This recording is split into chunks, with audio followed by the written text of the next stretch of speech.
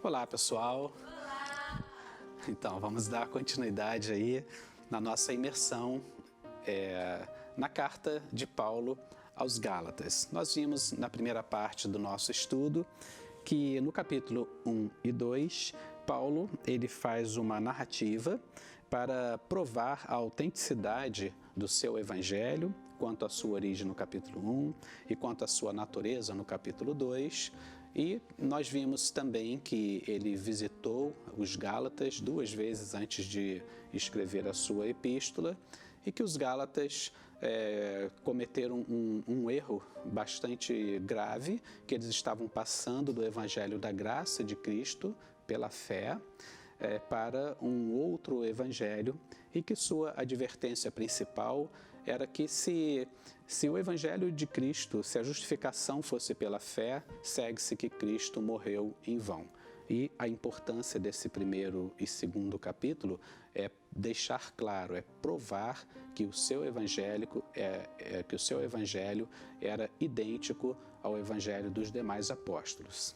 Agora, quando a gente entra no capítulo 3 e no capítulo 4 dessa carta, nós estamos aqui na segunda divisão desse tema. E agora, Paulo vai falar da superioridade do seu evangelho.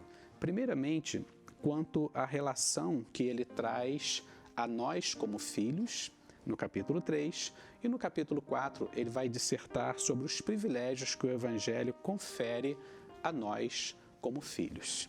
Então vamos adiante aí, né? Gálatas, capítulo 3, verso 1, você vai perceber que Paulo começa revelando uma atitude de muita surpresa. Ele estava surpreendido com essa atitude dos Gálatas. Como que eles puderam se afastar dessa gloriosa liberdade e superioridade do Evangelho da Graça para escravidão e pobreza do legalismo? O verso 1 do capítulo 3, Paulo exclama: "Ó Gálatas insensatos!" O apóstolo ele fala aqui como se os Gálatas estivessem numa espécie de encanto hipnótico. E no verso 3, ele repete essa expressão dizendo: "Sois assim insensatos, que tendo começado no Espírito, estejais agora vos aperfeiçoando na carne?" E também no verso 4, no verso 9 do capítulo 4, ele continua dizendo: "Tendo conhecido a Deus, ou antes, sendo conhecido por Ele, estáis voltando outra vez aos rudimentos fracos e pobres?" No verso 20 do capítulo 4, Paulo se mostra quase confuso. Ele diz assim: "Porque me vejo perplexo a vosso respeito." Então, nesses dois capítulos, Paulo vai falar sobre a superioridade do Evangelho sobre o judaísmo. E com duas ênfases distintas: a filiação e os privilégios dessa filiação. Então vamos ver no capítulo 3 a superioridade do Espírito sobre a carne, no verso 3, da fé sobre as obras, no verso 2 do capítulo 3, do ser justificado sobre o ficar preso na lei, verso 8 e verso 11. Ele vai mostrar a superioridade de ser abençoado sobre o ser amaldiçoado, no verso 9 e 10.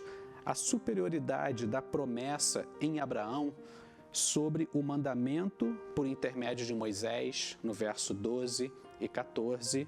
E ele vai explicar aqui que a promessa vem antes da lei, então que não é algo tão novo assim. Ele vai mostrar a superioridade da maturidade sobre a tutela, versos 25 e 26.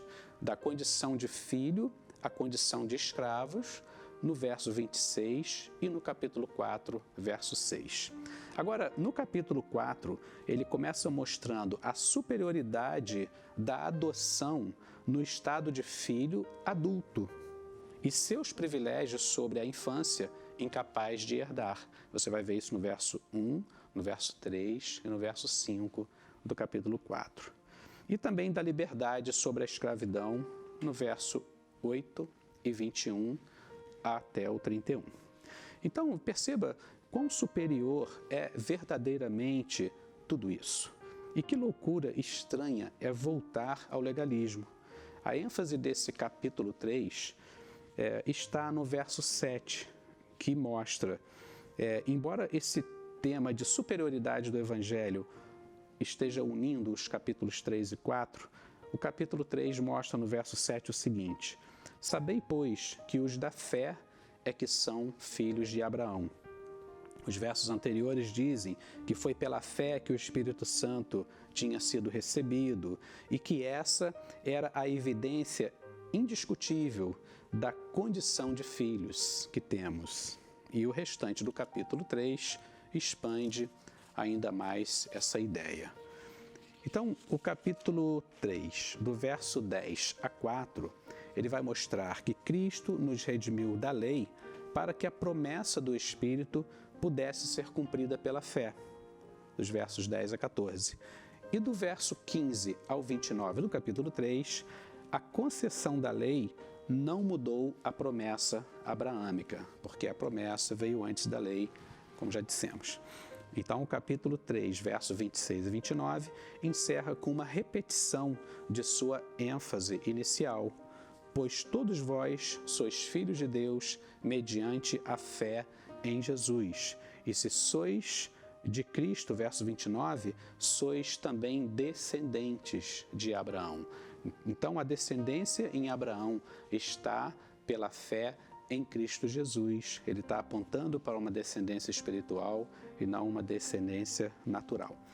A ênfase, então, nesse terceiro capítulo está na qualidade de filhos. Em outras palavras, esta é a superioridade do Evangelho sobre o judaísmo. Somos filhos de Deus pela fé em Cristo Jesus.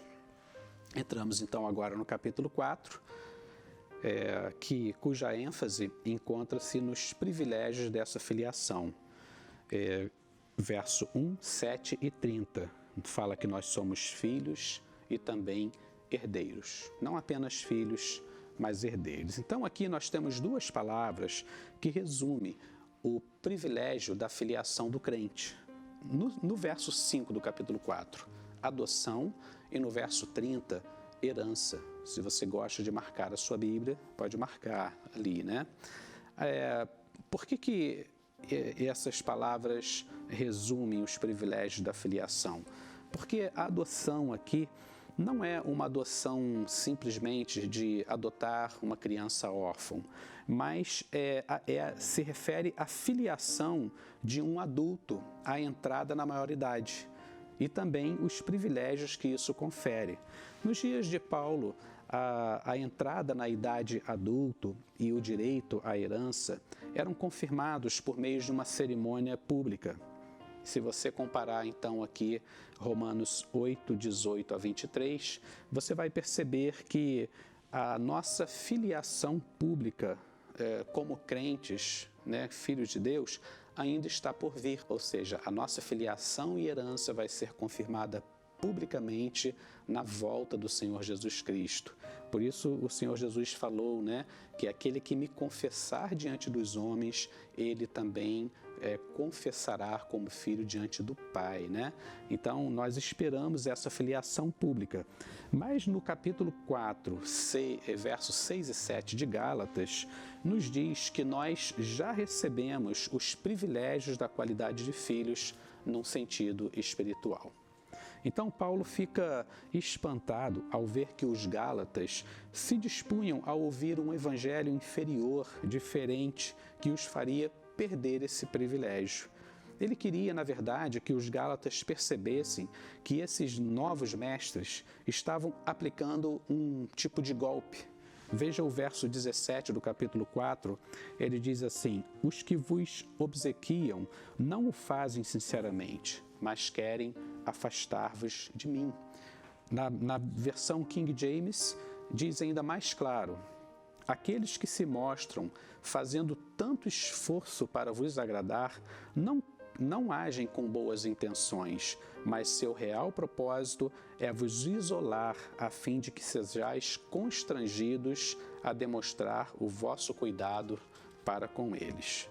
Então, nós temos aqui, nesse capítulo 3 e 4, a superioridade do Evangelho na nova revelação que ele efetua a nós como filhos e nos privilégios que ele concede, que ele nos confere por essa filiação.